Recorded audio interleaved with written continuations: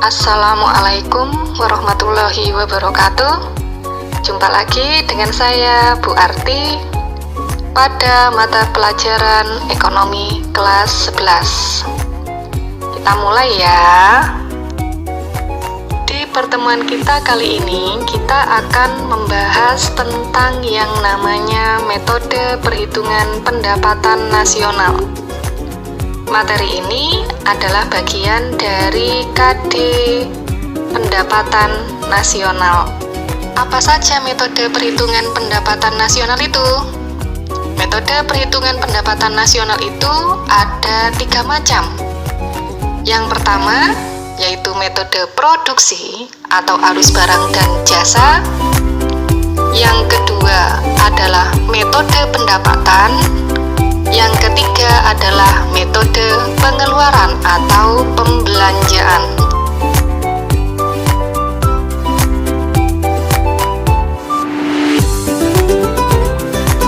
Setiap metode memiliki pengertian dan cara menghitung pendapatan nasional yang berbeda-beda.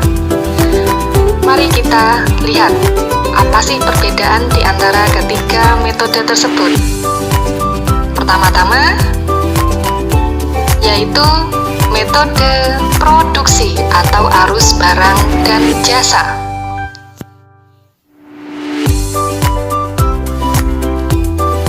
Menurut metode produksi atau arus barang dan jasa, bagaimana cara menghitung pendapatan nasional?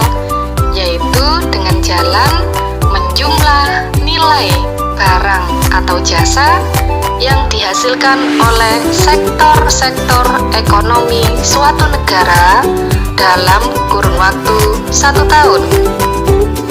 Jadi di sini sektor-sektor ekonomi nilai barang atau jasanya dijumlah dalam kurun waktu 1 tahun. Itu kalau menurut metode produksi atau arus barang dan jasa. Berdasarkan pengertian di atas, kita bisa buat rumus sebagai berikut.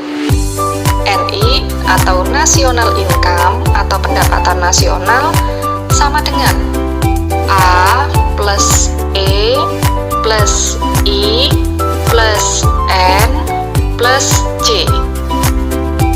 Apa itu AEINJ? AEINJ itu adalah sektor-sektor ekonomi. A itu adalah agraris, E ekstraktif, I industri, N niaga, J jasa. Selain pengertian tadi, metode produksi atau arus barang dan jasa juga memiliki pengertian lainnya. Apa pendapatan nasional? Pendapatan nasional itu adalah setiap nilai tambah atau added value dari setiap produksi masyarakat dari berbagai lapangan usaha dalam kurun waktu 1 tahun. Jadi ini pembedanya dengan yang tadi. Kalau tadi itu dari sektor-sektor ekonomi, sekarang yaitu dari lapangan usaha. Lapangan usaha itu sendiri di Indonesia ada 12 macam. Jadi kalau dibuat rumus pendapatan nasional dengan pengertian yang tadi, rumusnya sebagai berikut. Yang pertama, dari lapangan usaha pertanian, peternakan, kehutanan, dan perikanan, ditambah dengan dari lapangan usaha pertambangan dan penggalian, ditambah dengan dari industri dan pengolahan, berikutnya ditambah dengan listrik, gas, dan air minum, ditambah dengan dari lapangan usaha bangunan, lapangan usaha perdagangan, hotel, dan restoran, pengangkutan dan komunikasi, keuangan, persewaan, dan jasa perusahaan, jasa-jasa, bank dan lembaga keuangan lainnya, sewa rumah, pemerintah, dan pertahanan. Ke-12 lapangan usaha ini kita jumlahkan, baru akan diperoleh namanya pendapatan nasional. Namun di metode arus barang dan jasa ini harus kita ketahui bahwa metode ini paling simpel, paling sederhana. Sehingga dalam metode perhitungan pendapatan arus barang dan jasa memiliki namanya kelemahan. Apa kelemahannya? Yaitu kelemahannya adalah sering menimbulkan double account atau perhitungan ganda. Apa maksudnya double account atau perhitungan ganda? Maksudnya adalah ketika di sektor ekonomi yang satu pendapatan nasionalnya sudah dihitung, di sektor ekonomi yang lain dihitung lagi. Makanya terjadi namanya double account atau perhitungan ganda. Setelah kita belajar yang pertama tadi, menghitung pendapatan nasional menggunakan metode arus barang dan jasa atau metode produksi, sekarang kita belajar metode penghitungan pendapatan nasional kedua, yaitu metode pendapatan. Menurut metode pendapatan nasional adalah menjumlah seluruh pendapatan yang diterima oleh pemilik faktor produksi dalam suatu negara selama kurun waktu 1 tahun. Dari pengertian itu bisa kita berumus bahwa national income atau NI atau pendapatan nasional rumusnya adalah R plus W plus I plus P. R itu adalah rent atau sewa, merupakan balas jasa dari faktor produksi sumber daya alam. W, wage atau upah, balas jasa dari faktor produksi tenaga kerja.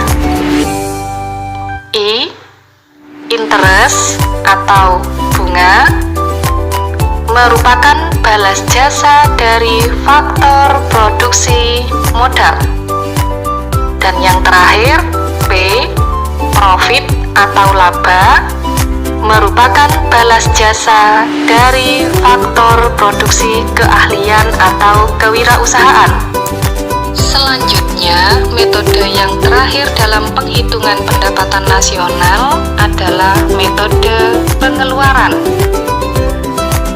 Menurut metode pengeluaran atau pembelanjaan, pendapatan nasional itu cara menghitungnya dengan jalan menjumlah pengeluaran yang dilakukan oleh pelaku ekonomi untuk membeli barang atau jasa yang diproduksi dalam kurun waktu 1 tahun.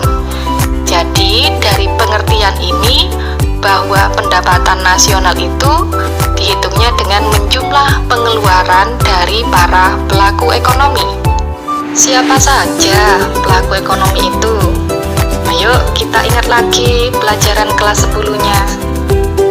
Pelaku ekonomi itu ada 4. Yang pertama ada rumah tangga konsumen, yang kedua ada rumah tangga produsen atau perusahaan, yang ketiga ada rumah tangga negara atau pemerintah, yang keempat ada namanya rumah tangga masyarakat luar negeri. Biasanya kita singkat RTK, RTP, RTN, RTD, rumah tangga konsumen, rumah tangga produsen, rumah tangga negara, dan rumah tangga dunia. Dari pengertian metode pengeluaran tadi, kita bisa buat rumus NI sama dengan J plus I plus G plus buka kurung X min M tutup kurung, atau NI sama dengan J plus S plus G plus buka kurung X min M tutup kurung. Loh, ini kok ada 2 rumus yang berbeda pada huruf yang kedua? Di sini saya jelaskan, J itu itu adalah pengeluaran yang dilakukan oleh rumah tangga konsumen. Apa C itu? C itu adalah konsumsi. Jadi pengeluaran yang dilakukan oleh rumah tangga konsumen namanya adalah konsumsi. Lambangnya adalah C dari bahasa consumption. Nah, sekarang yang warna hijau di sini, ini adalah I, investment atau investasi. Dan yang satunya adalah S atau saving. I atau S ini adalah pengeluaran yang dilakukan oleh rumah tangga perusahaan. Jadi perusahaan jika memiliki uang, dia akan menggunakan uangnya itu kalau tidak untuk investasi, digunakan untuk tabungan. Makanya di sini ada I, ada S. Kemudian yang ketiga di sini adalah G. G itu adalah government expenditure atau pengeluaran pemerintah. Jelasnya kalian sudah tahu ini pengeluarannya miliknya siapa? Ya, betul. Ini adalah pengeluaran miliknya pemerintah.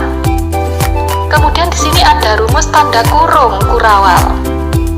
Tanda kurung kurawal ini adalah pengeluaran yang dilakukan oleh rumah tangga yang terakhir, yaitu rumah tangga masyarakat luar negeri atau rumah tangga dunia. Untuk rumah tangga masyarakat luar negeri, pengeluarannya itu ada dua, yaitu X dan M. X itu adalah ekspor dan M itu adalah impor. X dikurangi M ini kita sebut dengan nama ekspor neto. Jadi kalau ada bahasa ekspor neto berarti X dikurangi M. X-nya adalah ekspor, saya ulangi lagi, dan M-nya adalah impor. Setelah kita mempelajari materi metode perhitungan pendapatan nasional, yuk kita latihan soal.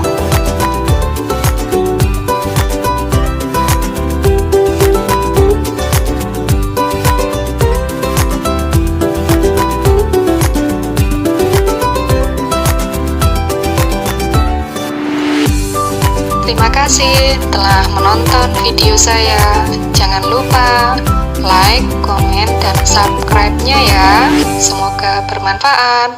Assalamualaikum.